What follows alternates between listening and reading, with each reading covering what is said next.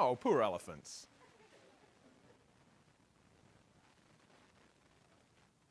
You make me feel guilty about my relationship with my brother. Yeah.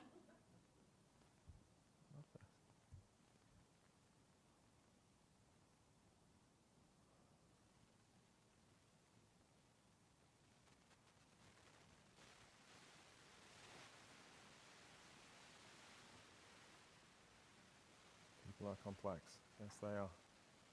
That's great. Thank you all. For those of you who would like a physical set of this, we've got card sets of a game. Let myself or Vera know at the end, and we'll ship a few sets to you so you can do it with your teams. You got a question? Yeah. I just was going to share. I do this game for teams, and sometimes you can't be together. Yeah. So I have, and I pass it out to different people in the organization, I have bought a set of jumbo dice that are colors, and you can have a lime blue or a hot pink or a yellow, and they're like big foam dice. So when you do it virtually with your team, one person is doing the dice. Oh, but it's very visible? Yes, but it's very visible, and everyone, and I just have slides of the questions and so forth. Yeah. Just an idea. That's it. I love it. Yeah. Get your big fluffy colored dice. See if you can get that expense through your finance department. Yeah. And do it. No, I mean, actually, and there's a lot of these techniques come from kindergarten, right? Or elementary schools, of where they're trying to get the kids open up, make sure other voices are heard. And one could argue that the more digitally entranced we become, the more like kindergartners we become in terms of trying to hold people's attention and all of those pressures, is that we lose the skill of deep listening, of just listening, just being in that place. And of course, all of the answers, ironically, are with them and not with us. And so power, the identification of power shouldn't be the person who's speaking the most, but the person who's listening the most, because that's the resources going that way, not that way. This is a line from Malcolm Gladwell, and I'm not actually Malcolm Gladwell's biggest fan, but I thought this line was beautiful. Virtual is logistically efficient and emotionally inefficient. It's really easy to spool up that Teams call. It's really easy to get that Zoom link going, but it's emotionally very inefficient, and you have to overinvest over the digital channel to get it up to that emotional level. One tip that I wanted to share with you, which I think is really important on the virtual side and making sure voices are heard and that you're listening, is to do this during a call. So when I'm on a call with team members, whether it's on video or not, and remember that people choosing to turn cameras on and off really skews where we lean in terms of asking people's opinions, is to go with a manual version and take a sheet of paper, draw a table as if you're sitting at a table together, and write down the names of the participants who are at the meeting. And every time somebody speaks, just put a gate check next to it. And so you have that visual reminder of who's been speaking and who isn't. Now, please, please, please, please, don't call people out because they haven't spoken. Don't go through and say, hey, Gupta, I haven't heard from you. Jimmy, I haven't heard from you. But do, after the meeting, give them a call or drop them a note and say, hey, I noticed you're fairly quiet in that meeting. Is everything okay? There's typically two reasons for people being quiet in sessions. One is that they agree with everything, and the other is that they disagree with everything. If it's the latter, you want to know, because they're the people who, if they don't speak up about a disagreement, start back-channeling and undermining and finding other channels to go. So it's very much in your interest to do it. And worst case scenario is your colleague or employee says, no, actually, I was great with everything that was in there, but thanks for caring. And best case is they say, no, I completely disagree, I'd love to talk about it more. Or they say, actually, I've got a lot going on at home or at the office right now, and I wasn't totally present in the meeting. You want to be able to help there as well. So step one is knowing your team, knowing others, knowing your employees. And of course, all of these things apply to your customers and your stakeholders and your clients internally within state government. But probably the thing that we're seeing most damage with at the moment are leaders, not who don't know their teams, but who don't know themselves. And as I say that, you are probably reflecting upon a leader that is in your orbit, that you are seeing this behavior. We are living in algorithmic times, and those algorithms are designed to sell stuff. One of the easiest ways to sell stuff is to make people feel inadequate and not good enough. Some of that came through us in our sharing earlier on that poll. So those algorithms that surround us that are designed to sell advertising lead us to be constantly questioning ourselves, comparing ourselves to others, and that leads to us being untethered. I love that phrase, untethered. Untethered from who we are. It's the opposite of grounded. And you'll see that in leaders because their eyes flicker. And they're constantly looking. You know these people. They're the people that when you're talking in a room, they're looking over your shoulder slightly to see if there's somebody else they should be talking with. Yeah. And it's not because they're confident. It's not necessarily because they're climbing the ladder or the greasy pole. It's self-doubt. It's that they're not grounded. They don't know fully who they are and, most importantly, what they want. And so we're not going to do this today, but we are going to send you these materials. And I cannot encourage you enough to do this. Of the 5 steps we're talking through, this is the most important. It's a spreadsheet template. And the rules of this template are that you don't share it with anybody else. Password it, lock it, hide it. And the reason we don't want you to share it with anybody else, and I've got one of these and nobody else has ever seen it, is that if you think that somebody else is going to read it, you'll write for them instead of writing for you. You'll start lying to yourself about who you are and what you want. And the spreadsheet is really simple. It just has 4 columns. The left-hand column is for a category, and you choose the category of life. We call it your life design document or your life grid. You choose the category to the left. It could be anything. It could be the house that you live in, how much quality time you have with your brother, how much vacation you have, the types of people you work with, what your romantic relationship looks like, how much money you earn. That's up to you to determine. And I look at mine every week. I was looking at mine this morning, actually, as I woke at Eastern time at 3:30 a.m. Pacific. And I was just like checking in on how I was doing and what the latest thing was. And I added a category and took one away. And what we're doing for each of these categories is we're identifying what is acceptable, good, and great. What's okay, what's good, and what's great. And you mark those out. And you're doing this at a time of non-crisis. You're doing this just during a regular day when your mind is as calm and sensible and rational as possible. Now, I will say a glass of wine does help. It's a little bit of truth serum, sort of call bullshit on yourself. And let's just talk about that for a minute. So step 1 of this is just writing down what it is that you want. The categories that you choose become really interesting, actually. I think that's fascinating, of the things that become important to you. One of mine is how much time I spend outdoors, and specifically on the river. They're like 2 different categories, outdoors and then on the river. It turns out that that's important to me. I suspect something to do with my anxieties and my insecurities. It's just a place for me to get space. But let's say I was to put the car that I drive up there, so the vehicle that I own. And I were to write, okay, good, and great. Okay would be a beaten-up Japanese or Korean SUV that I could throw my kids in, that's big enough to get my 3 kids to school and all their junk that goes with it. That would be fine. That would get us to where we need to be, reliable, cheap. Good would be probably a nicer SUV that's big enough to throw our bikes on the back and our kayaks on the front so that I can spend some outdoors time with my daughters. And then great, I'd probably write an Audi S7, German, fast, probably black to reflect the midlife crisis I'm going through. And that's my great, okay?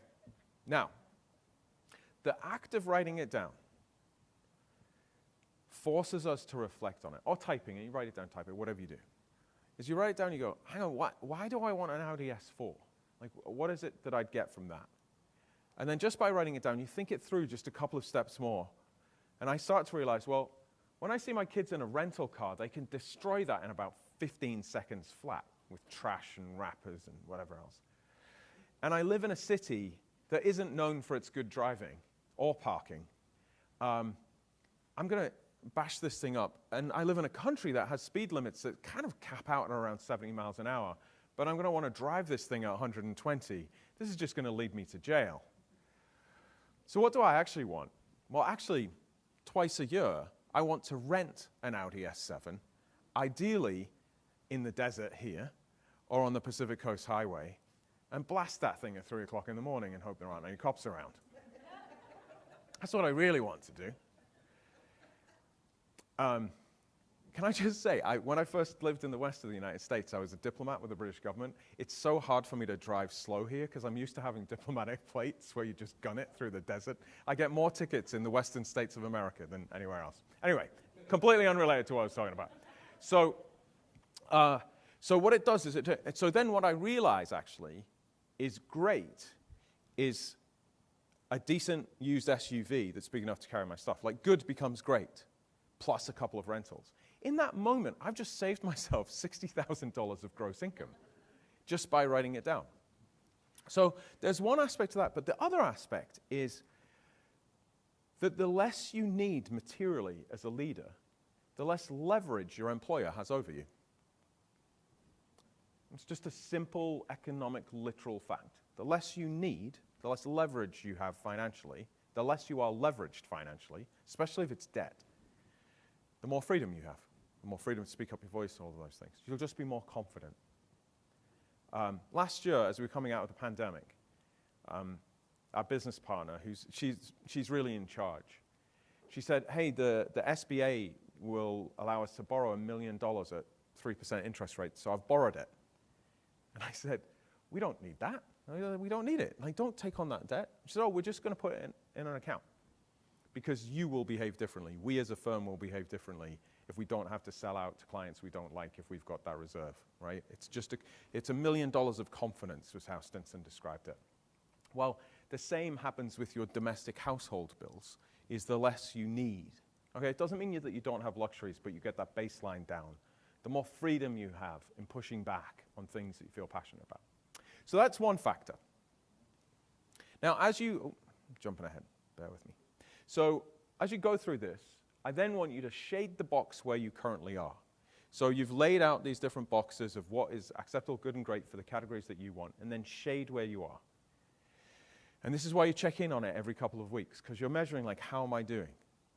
And then if you hear only one thing today, hear this.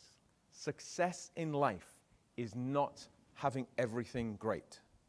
Success in life is that your shaded boxes are trending from left to right, that you're heading in the right direction. And then the signal that you need an intervention from a friend or a family member is that they're going the opposite way. Yeah. And oftentimes, by the way, when they trend left is when you got that raise and that promotion. Because all you were thinking about was the money or the job title and didn't factor in all of the other things that are involved in it. And then what you realize is, oh, I've got to recalibrate my life because it skewed everything else. But what it's most helpful for is when you're presented with that new responsibility or promotion. If you haven't done this work, you're confronted with all kinds of hormonal responses and neurological responses of the frisson of excitement. But if you can say, oh, hang on a minute, boss, I just want to check my nerdy spreadsheet about what I want in life. And you go through it and you go, oh, it turns out I didn't put on my list of wants that I want a big fancy job title. I didn't put on my list of wants that I want a corner office. I didn't want on my list of wants that I want access to the governor every day. And it allows you to just go, no, I'm in control of this. So this is sort of step one of this knowing yourself piece, is knowing what you want in life. The second part, and we are going to do this exercise, is identifying who it is that you're trying to impress in life. And again, our algorithmic existence is really messing with our heads on this. So can you all grab a piece of paper? It doesn't really matter what it is. And if you don't have one, we can get one to you. Does anybody need a sheet of paper? You all have a notebook? Okay, great. All right, so here's the rules of this game. In the center of the sheet of paper, I want you to write your name and draw a circle around it.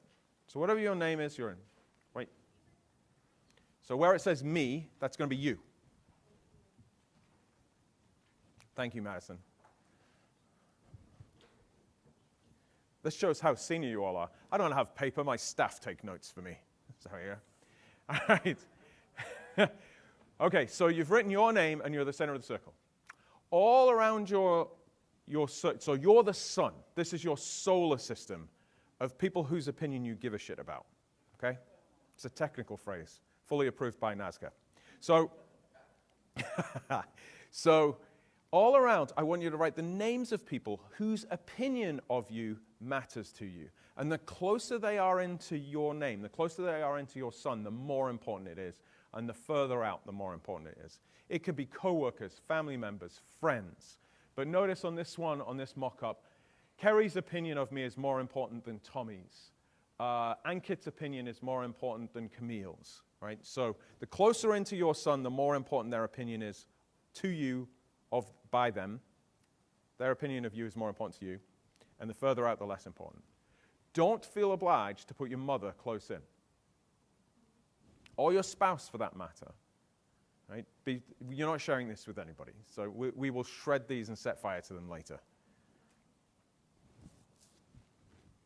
Take a few minutes on this. Try to come up with like 15, 20 names. Go with your gut.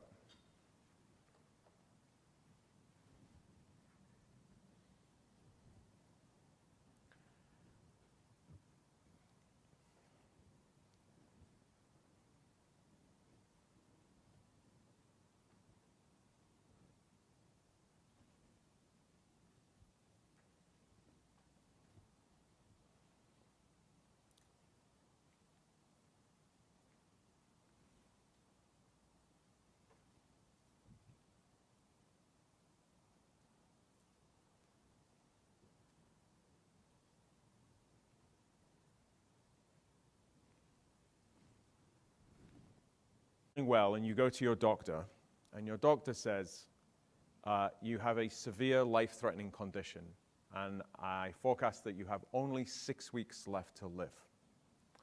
I now want you to draw a line, like a circular line, around the people you would choose to spend time with in person if you only had 6 weeks to live.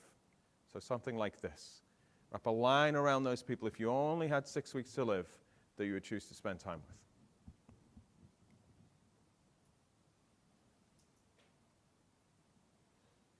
with. I have the best job in the world because I get to see all your faces as you're doing this. It's like, oh, God.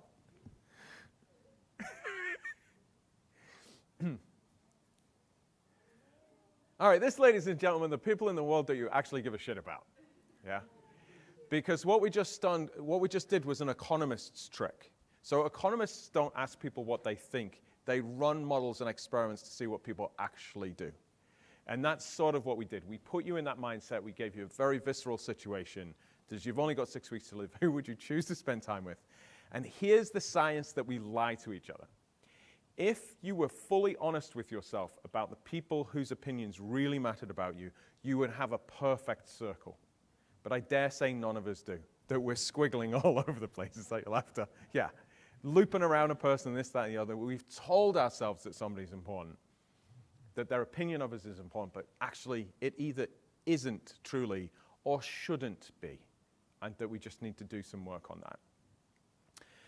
Those two tools, knowing what you want and knowing who you are trying to impress with your morals, with your performance, whatever it is, will give you something that's called leadership presence. Because leadership presence is completely unlike charisma. Yeah. Charisma is the ability to do what I'm doing now, is to stand on stage and say, hey, good morning, how is everybody? Let's get the energy up in the room. Let's get people motivated. Presence isn't loud, presence is quiet. And they can exist in the same person. They're just distinctly different things. Presence are the people who walk into a room and you know they're there, whether they're extrovert or introvert. And it comes from being grounded. It comes from knowing who they are, what they want, who's important to them. And because they know who they are, and this is where the magic comes from, is they're not spending any emotional energy on that self-questioning. They're spending all of their emotional energy listening to and influencing the people around them. So this is a deeply selfish exercise to make yourself more powerful. Right? This is not kumbaya, this is not meditating, this is not yoga, this is going through these steps to have more presence in the room. If you want public figures who have probably gone through this exercise, and I'm going to give you the retired versions of them from both of the parties in this country, President George W. Bush and President Barack Obama in retirement have this in spades. They know exactly what they want. They know exactly who they are. And if either of them walked into this room, no matter what your politics, you'd be like, wow, look at that. And you just see it. It's magical. Now, whether they had that as presidents is a whole debate for historians to have. But today, you see it. So have those. All right. So know your people, know yourself. Now, let's go external focusing a bit. Key 3, scan the horizon for where the world may be heading. And may is underlined for a reason. So what we're trying to do is to shift our energy from predicting what's going to go on to the world to scanning the horizon for what might go on in the world. Because predicting tends to be a little bit closer in. Let me explain what I mean by this. For any of you ever played the game Tetris, right?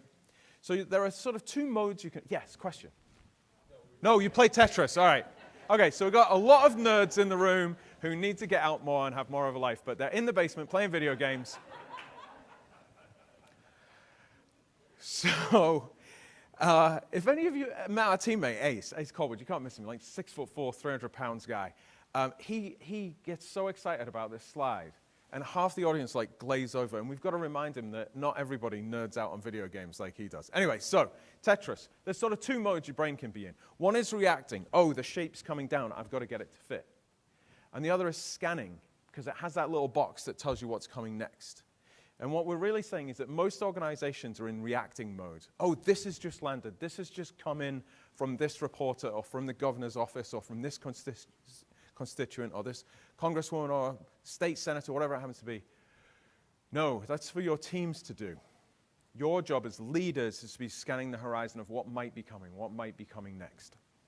I'll give you an illustration. This is Fiona Hill. She's one of the few expert Kremlinologists in the world. Kremlinology, the discipline of studying what happens at the Kremlin. And the reason there's only a few is because post-Cold War, all of the people that used to do it went into retirement. So when the Ukraine war kicked off, or Russia invaded Ukraine, and we all became Twitter experts on exactly what Ukraine should do and which missile systems it should have and how many tanks it should have in these places. The Kremlinologists, the people who actually understand Russia and were experts, were not focused upon weapons system. They knew the Pentagon and the European Ministries of Defense had this covered. She was talking about planting rates. We were all talking about explosives and weapon systems. She was talking about planting rates because Ms. Hill was looking at the horizon. And she knew that the actual global crisis wasn't about nuclear weapons. The actual global crisis was going to be about food. And what should we do about that? That's what we want you all doing. What's coming? And it's the distinction between data, information, and intelligence. Just a reminder of what each of these are. Data is zeros and ones. It's binary information, literally zeros and ones. There's binary information right now that tells us the cool temperature in this room. Everybody's a little bit chilly, right? The lighting in this room, the audio frequencies, zeros and ones. Information is historic patterns of data. Historic patterns of data. Always historic. There is no such thing as real-time information. Even by a nanosecond, it is historic.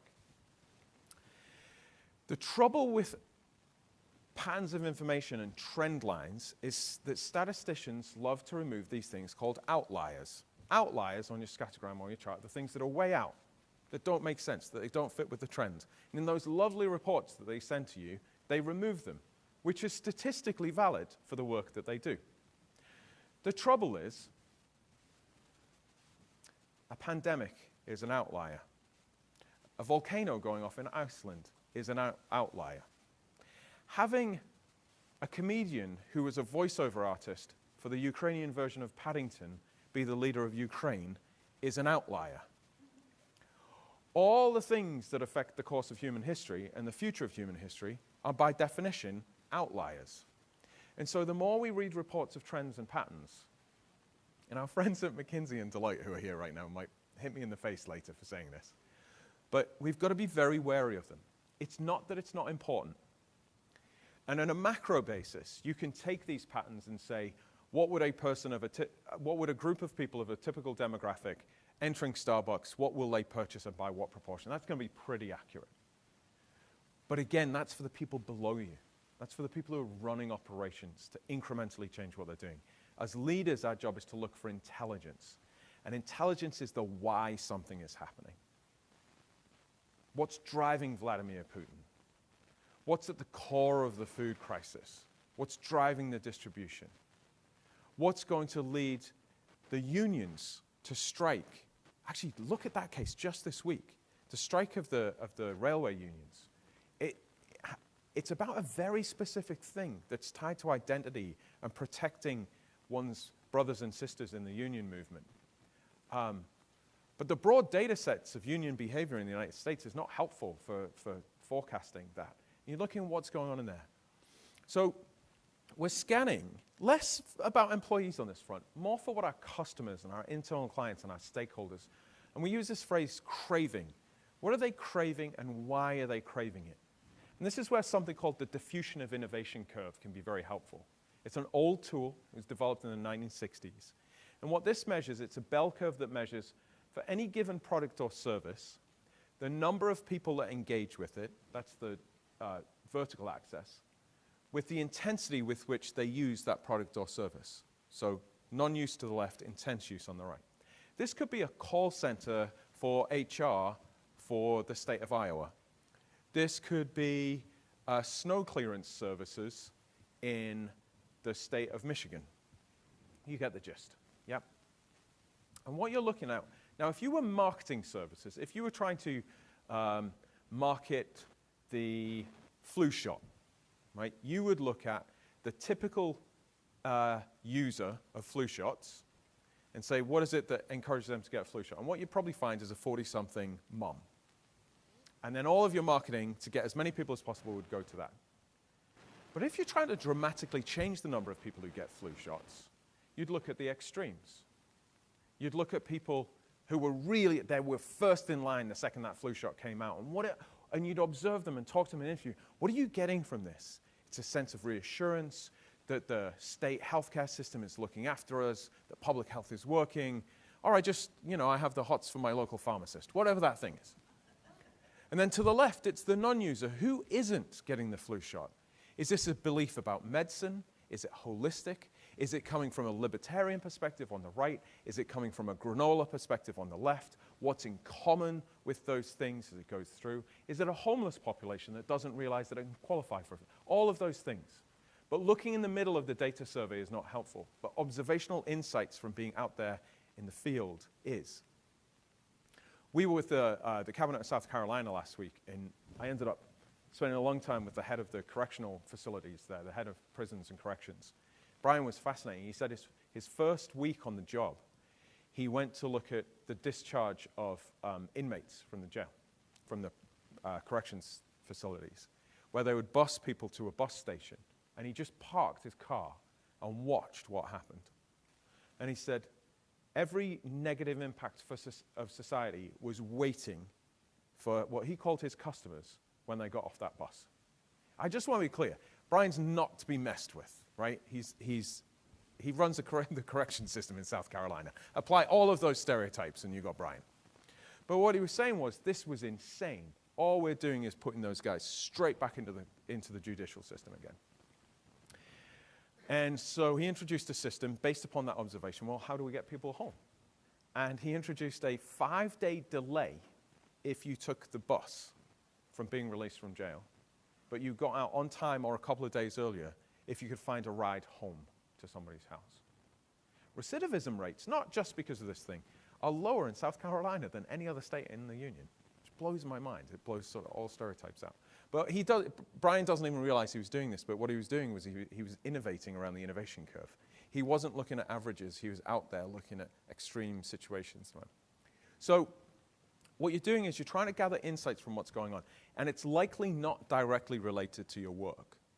So in this field, this is where conversations with each other are really important. What's happening in Alaska and Hawaii relative to Rhode Island and Massachusetts? What are you seeing in your extremes of your customer base? What are people expecting? But also in your day-to-day lives, just seeing wider trends.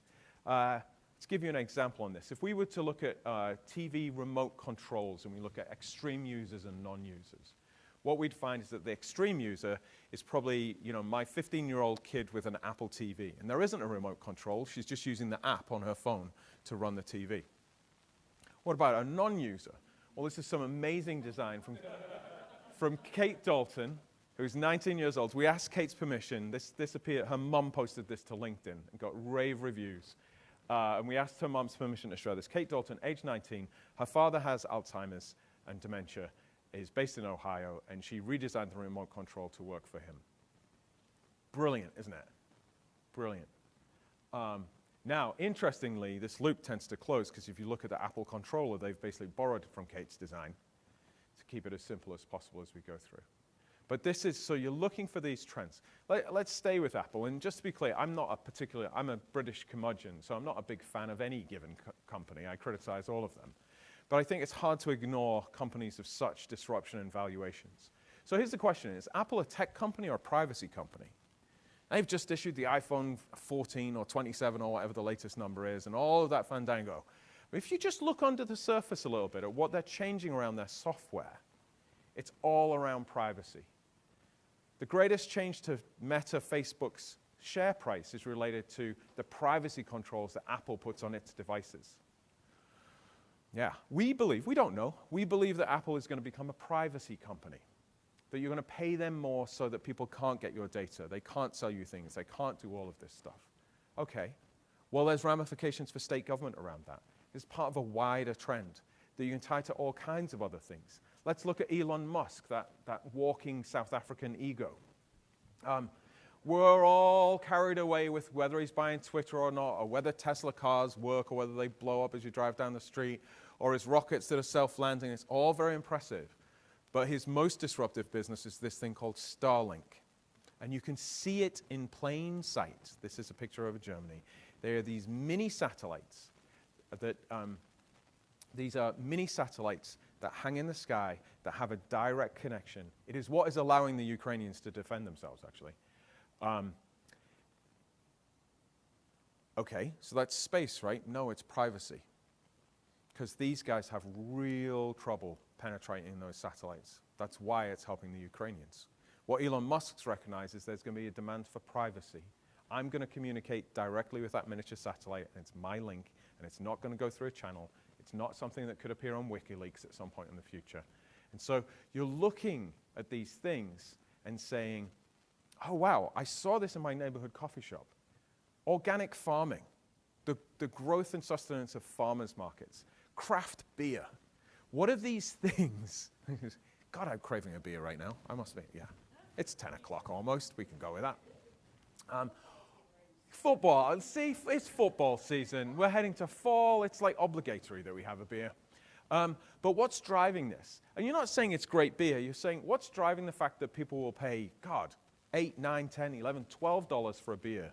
But what's important is that it was made locally and the story behind it. Like, how does that relate to the work that I do? How does that affect state government operations? What can we learn from that? And talk about that with your teams. Have them think it through. And we say in this, like, what are people craving today? But just a heads up, we're about to move into a very different socioeconomic environment. If you're not feeling it yet, you will be feeling it. The tech sector is leading the way. I can tell you from the board meetings that we're having, that we're running for the tech sector, is those cuts are happening and they are hitting hard. And so the world that we're used to, which is this, is not going to be the world that you're addressing going forward. Yeah. This world of endless cash and new technology, and we can buy anything and nothing needs to make a profit.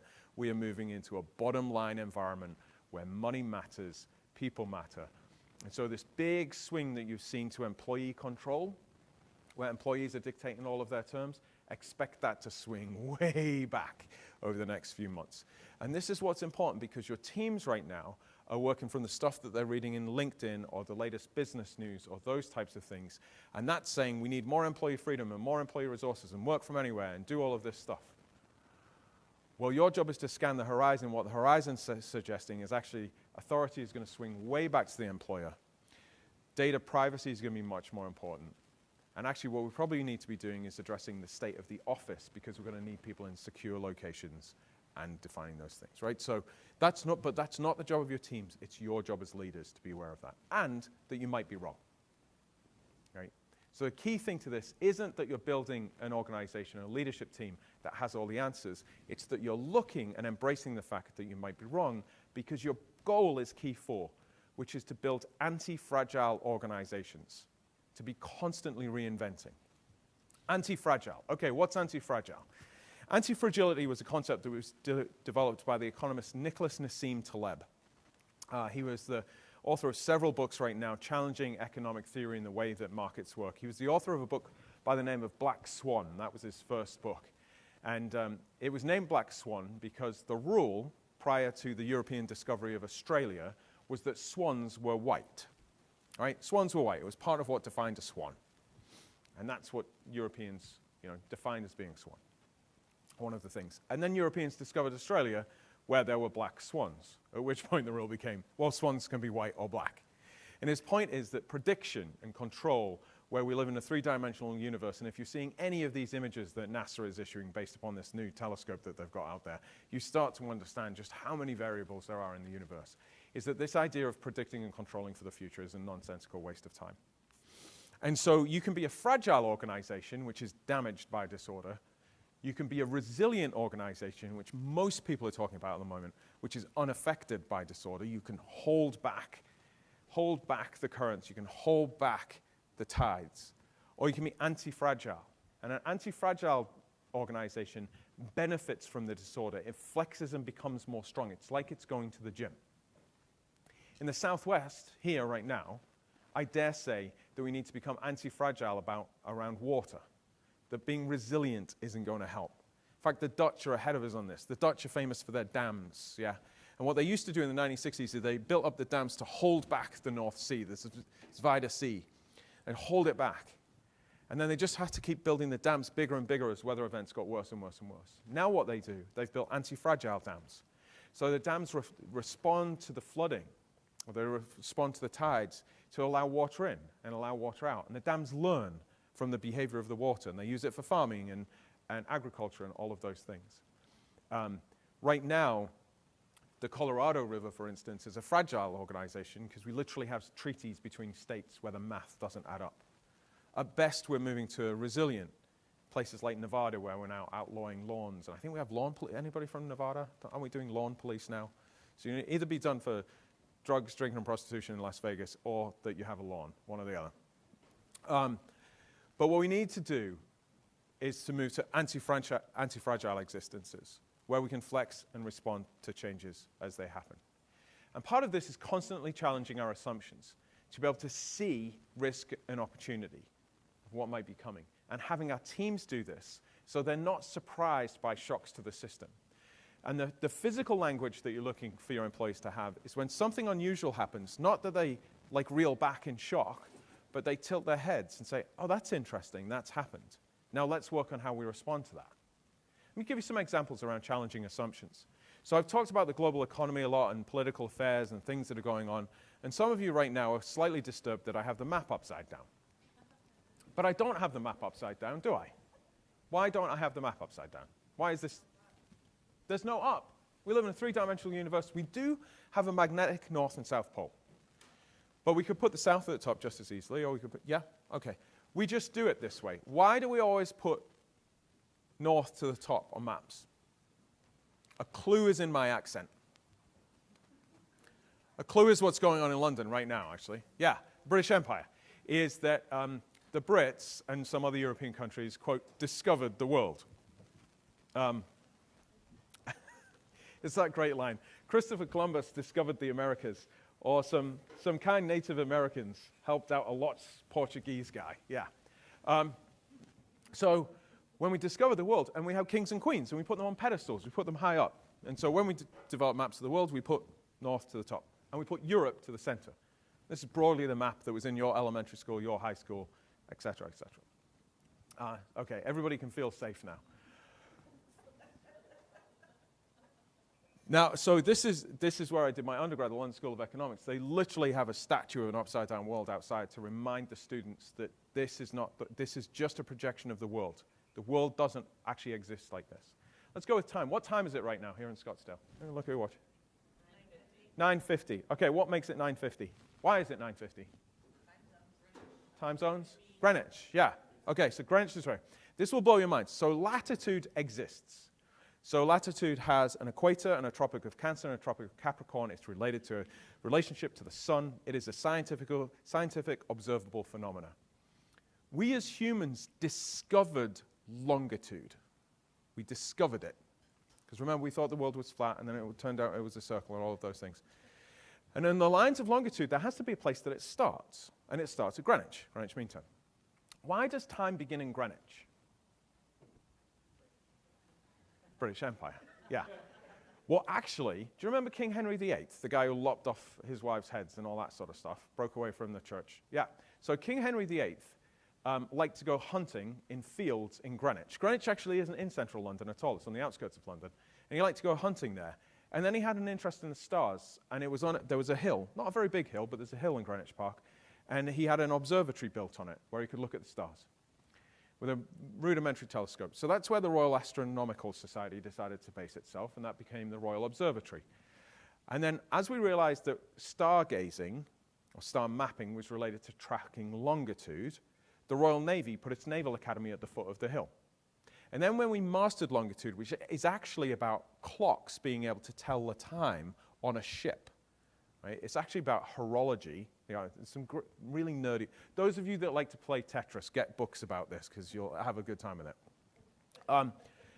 So time had to begin somewhere, and time begins in London, in Greenwich, purely because we had the biggest guns at the time. No other reason. And there's a brass line that runs through Paris. And here's the Royal Observatory here, and that's the brass line. That's the prime meridian, and it exists there. And there's a line that runs through Paris that's very similar, where the French try to have time begin there. And we said, nope, bugger off, it's ours. That's the Naval Academy, and that's actually London. London is over the river. So completely arbitrary. Now, this is being taught in elementary schools across the United States without question. This is my 8-year-old's homework from just last year. There's a little monster right there to prove that she did it. She's available for adoption, by the way, if anybody wants her. But let's come across. So let's imagine we're in Europe, and we're calling back to the United States, and we have to dial an international dialing code. Which number do we dial? 1. You dial 1 for the United States. Now, when the International Telegraphic Union was coming together to determine international dialing codes, do you think the rest of the world went, oh, America, you have number 1, you're the best? No, you had the biggest bloody guns at the time. That's why. And you went, we'll be number 1, thank you very much. Tomorrow, during the funeral of Her Majesty the Queen, because there are so many world leaders in place, they're going from Westminster to, from the Parliament to Westminster Cathedral, which is it's like a 10-minute walk.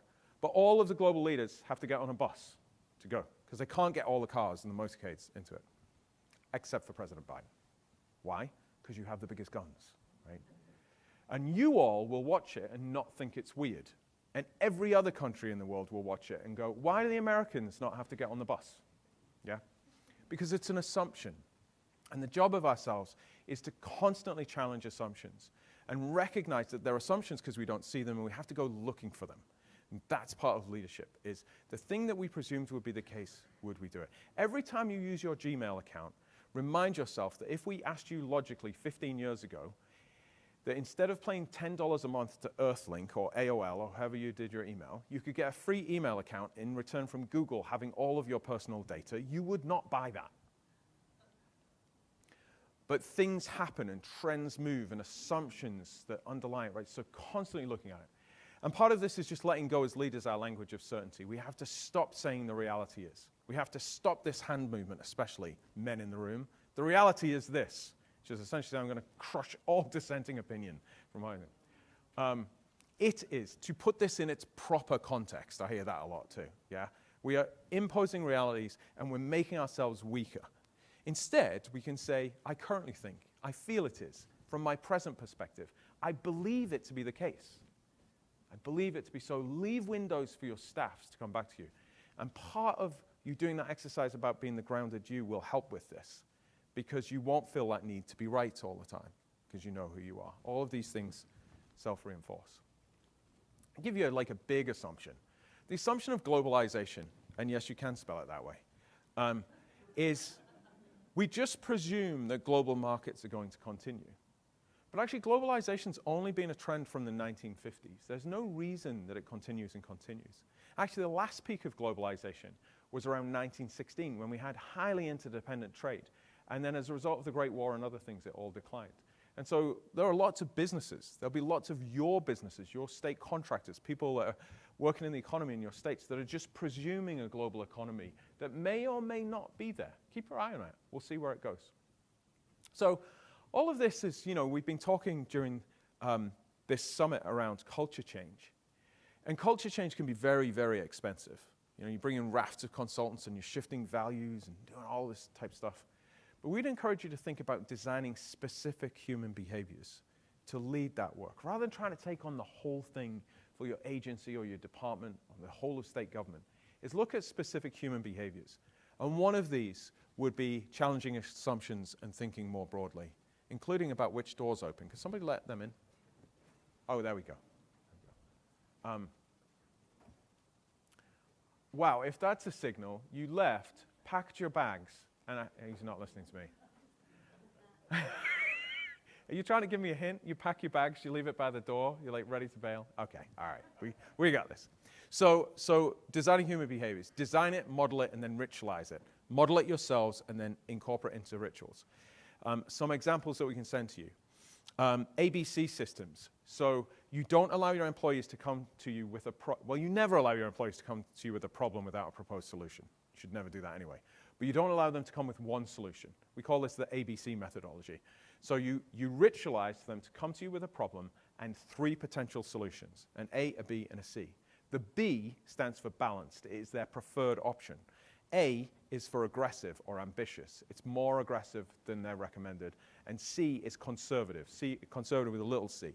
Something that is less aggressive in the options. So that you as leaders can see the quality of their thinking. You're stretching them and you are pushing them and you're making sure that they've thought around the problem. And then they make the case for B. It'll really help you in your decision making because you won't feel you need to second guess. They'll come to you with less. They'll do that work in advance. You don't have to send them back. You see if they're able to think more laterally and around a problem or step back from a problem. And it'll allow you to say, yeah, B's great, off you go, with more confidence. Or you'll say, actually, I don't have time to give you the context for this, but I just walked out of the Chief of Staff's office, and I think we should go with A on this front. Or there's this uncertainty around the economy right now. For now, let's go to C, and in 12 weeks, come back to me and we'll look at B again. It gives you this framework for doing it. Another is something called the one right of appeal technique. So how this works is you indoctrinate in your teams culturally that you will make decisions, but they have a right of appeal. Okay? So how this works is, let's say Vera's my boss, which is true. So Vera makes a decision. I get to go to her and say, hey, Vera, I kind of disagree with the decision you made. Can I have my one right of appeal? Her commitment to me is that over the next week or so, she'll find 15 minutes for us to talk. We hop on a Zoom call, and I make my case for her making the decision differently. She listens. She fulfills her commitment. She listens, and she goes one way or the other. She changes her mind, or she stays with her original decision. My commitment as the employee is whatever she decides, I execute wholly. If I get my way, that's great. If I don't get my way, my voice has been heard. There is no back-channeling. There is no undermining. That starts to become a disciplinary offense. You're creating that avenue. So this is doing 2 things. You're keeping people on track. You're giving them that avenue. Also, by the way, it's work. So most people won't choose to deploy it. They'll just stop whining. And I have a phobia against whining. I have a rule, no whining. So I'm very with you on that. But it also allows some dissenting opinions, because occasionally, in the heat of battle, in the heat of that crisis, you make a decision, and that one right of appeal, especially if it comes from somebody that doesn't use it very often, give it a name, have a button, whatever you do. You go, oh, God, I should listen to them. And it can save your backside sometimes. Yeah. Does that make sense? So ABC system, one right of appeal. And then the last one, and this is really great, I think. If you do an annual retreat, if you get your leadership teams together, if you get your staffs together, we call it the reinvention exercise. And we do this with all of our boards when we go through strategic planning. And reinvention exercise is both innovative and defensive at the same time. Where we give the scenario, and again, if you want guidelines on this, we're happy to share it with you. So you say to your group, you're breaking them into groups of 3 or 4. And the assignment is that you have a new governor who's come in and said, I'm going to give you X dollars of funding, make it what is your equivalent budget today, but I want us to start from scratch. No buildings, no people, no job titles, no software, no equipment, no legacy contractors, no name, no department name, no reporting lines, but you're serving the same citizens with the same mission. What would you build today if you were starting from scratch? You have your teams work, and you police it really hard because they're going to come up with all the reasons they can't, and that's not the purpose of this exercise. The purpose is, if you were starting from scratch, what would you do to serve those citizens?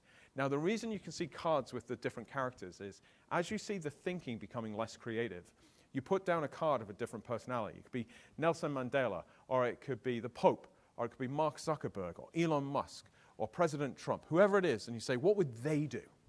And you keep encouraging the thinking, and this time you're rewarding. If you want to do team building, do this. Do not build stupid bloody rafts in swimming pools, because you won't build a team through that because everybody knows it's safe, right?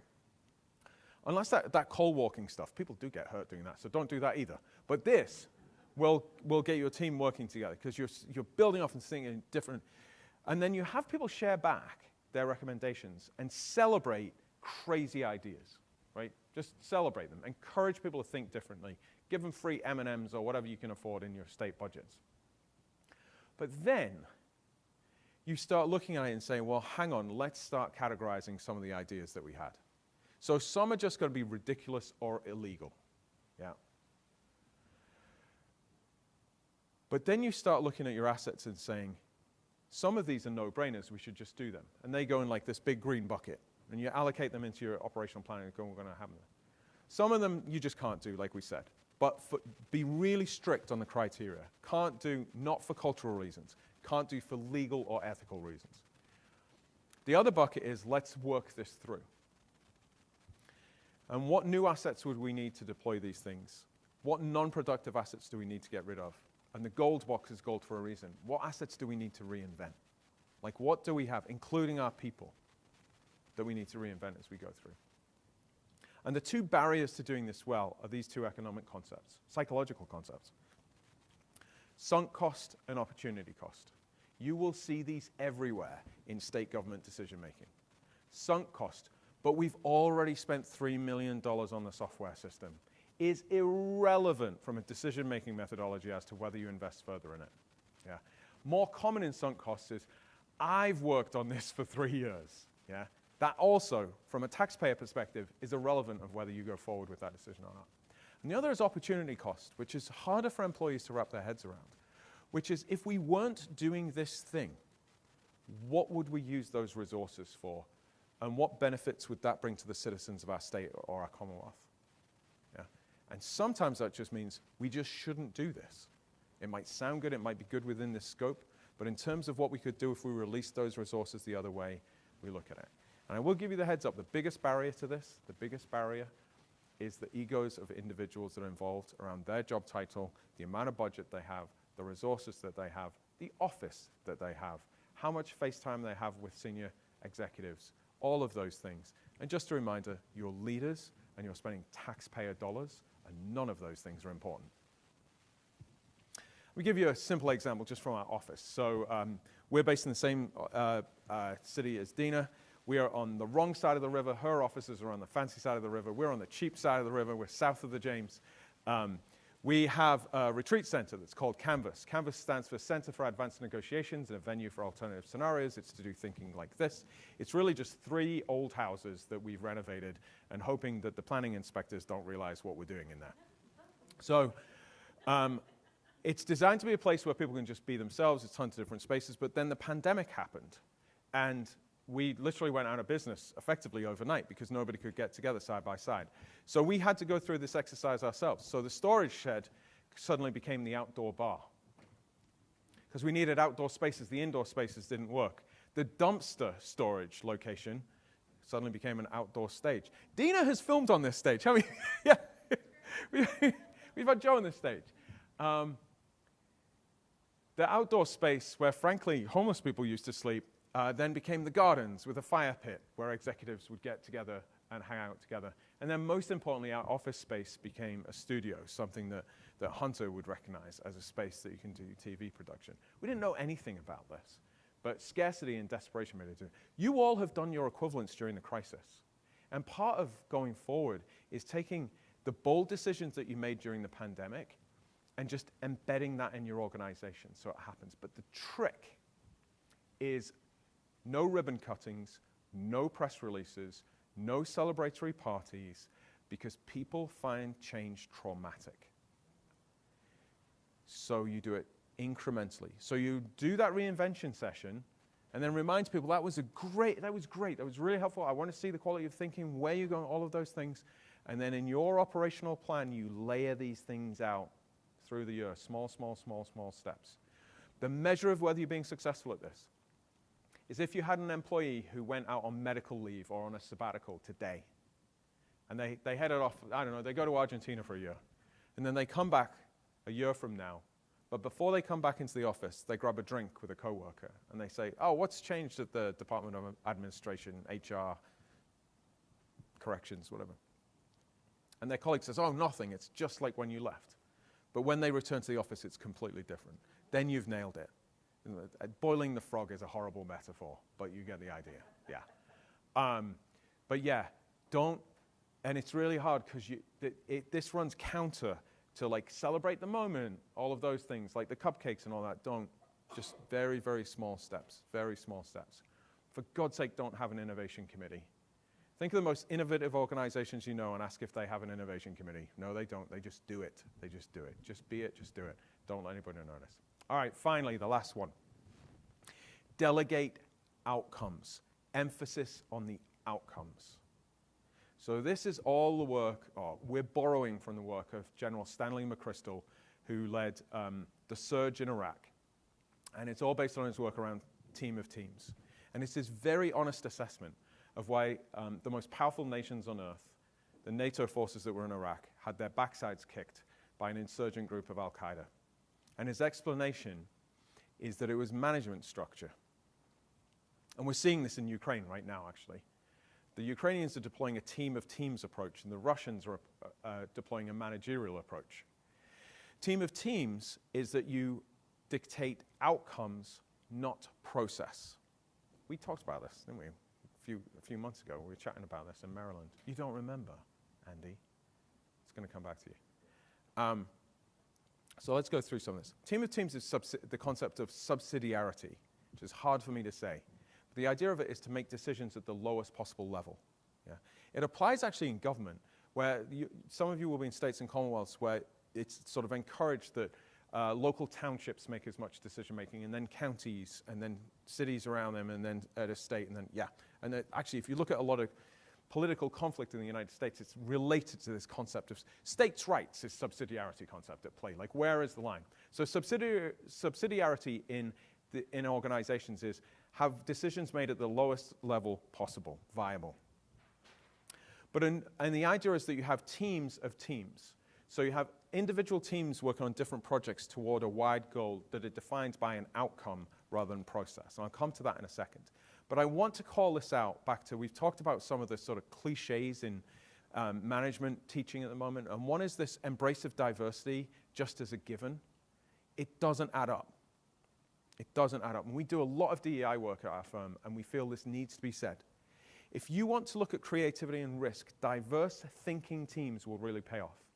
And creativity and risk are the same thing. The very same skill set that it takes to identify an opportunity is the same intellectual skill set that it takes to identify risk, a cyber penetration, fraud.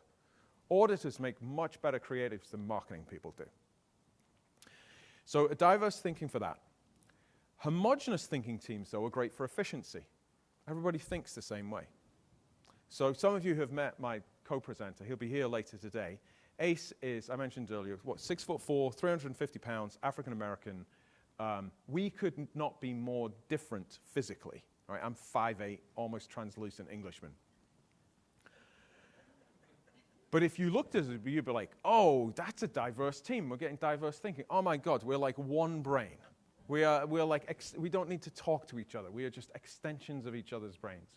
That's not diverse thinking. It's good for a whole host of other things. But as it relates to the deployment and execution of stuff, Ace and I are great. We're great at efficiency. If we want to be creative, we have to bring in some other people to our team because we just think the same way. And it's great fun, but it can get pretty turgid after a while. So you're looking at your teams and how's it structured, how diverse is the approach depending upon whether they're operational or their risk or their creativity. And then you delegate, and we'll share this with you electronically, but this is called the radical delegation framework. It's borrowed from the Eisenhower matrix. It's sort of development in that. President Eisenhower had a delegation matrix, which was not dissimilar from this, but it's telling you when you should be delegating. And the key thing from this, it's not whether you would be best at doing it. The key to this is the opportunity cost of you doing that thing versus what you would do otherwise. Yeah, that's all related to deep thinking. But as you're delegating your intent, not the process. And this is what's borrowed from the military. In most NATO nations now, in an order of battle, you will see something that's called a commander's intent. And a commander's intent, it describes what the commander wants the outcome on the battlefield to be, not the steps to get there. So for any of you who've ever served in the military, you know that there's an order of battle that says A will happen, then B will happen, then C will happen. And then you know as soon as you do that exercise or the actual conflict happens, all of that turns to rat shit the second you get going. Right? The commander's intent is for those captains and majors and sergeants to understand what the colonel, the battalion commander, wants the outcome to be. And then they have freedom to get there. And that's the world in a complex environment we have to move to. So you're not designing the process, you're entrusting your teams with the skills to get to the outcome and trusting them to do it in their way and get there and measuring them on that. Now, one thing that is really important is the thing we've added at the bottom, which is the success measure. Not the volume, not the actual number, but the type of thing you're measuring. And I would encourage you as Americans who tend to use words interchangeably and not always specifically, that's just my little missionary work out here about the English language, is that efficiency and effectiveness are not the same thing. Efficiency and productivity are not the same thing. These have meanings, and just be really clear to your teams before you get into what the number is what the category of measurement is as you go through. And then, penultimately, as we go through these 5 steps, knowing others, knowing our teams, knowing ourselves, scanning the horizon. What was my next one? Building anti-fragile organizations and communicating outcomes. All of this is encaptured in this one protocol, which I'd love you to practice as you head back home this afternoon or tomorrow. And it's a way of talking. It's not a script, it's a structure of talking that's called know, do, feel. And it works like this. Ahead of any interaction you have, you're thinking to yourself, what do I want that person to know? What do I want them to do? And how do I want them to feel? And we're all really good at the first 2, and we tend to fail at the third. But the third will determine whether it happens or not. When you order your coffee tomorrow, and you walk into your neighborhood coffee shop, you're going to go through know, do, feel. It's going to be 6 a.m. in the morning. And you're going to say, what do I want them to know? I want them to make me a really strong Americano with 2 sugars. What do I want them to do? I want them to make it accurately and efficiently. How do I want them to feel? Well, I don't give a rat's ass how they feel. No, we're going to stay there for a second. How do you want them to feel? Well, hang on, I'm standing in a line at 6 a.m.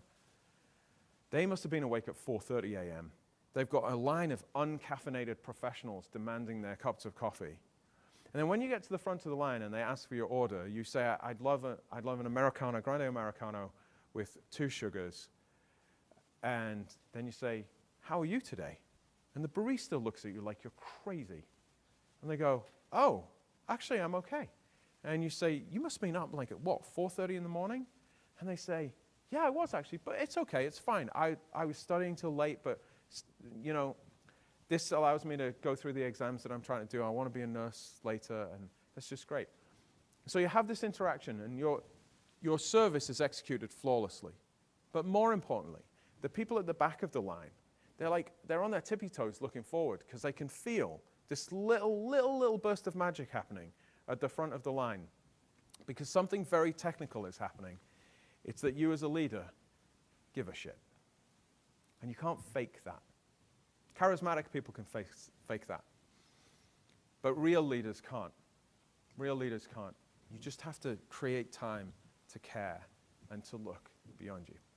So know your people, know yourself, scan the horizon, build anti-fragile organizations, delegate outcomes, and then one last fun task. Live fully. Be you. Be fully present. Try to learn to breathe deeply, really taste food when you eat. When you sleep, really sleep. Try as much as possible to be wholly alive with all your might. And when you laugh, laugh like hell. And when you get angry, get good and angry. Try to be alive. You will be dead soon enough. Thank you, everybody. We're on a break.